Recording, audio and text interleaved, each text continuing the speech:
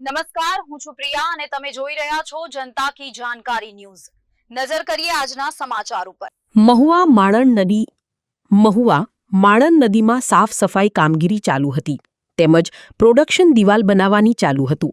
તે દરમિયાન પુલ ઉપરનો એક ગાળો બેસી જવાનું ઘટના સામે આવે છે। જો કે માર્ગ મકાન વિભાગના આરએનબી વિભાગના ઇજનેરો અને તેમજ પોલીસ સ્ટાફ સ્થળ ઉપર આવી પહોંચી છે અને રોડ બંધ કરવાની કામગીરી હાથ ધરવામાં આવી છે। ન બની તેને લઈને પોલીસ સ્ટાફ સ્થળ ઉપર હાજર છે અને હાલ અત્યારે એક સાઈડનું પુલ ઉપરનો માર્ગ બંધ કરી દેવામાં આવ્યો છે।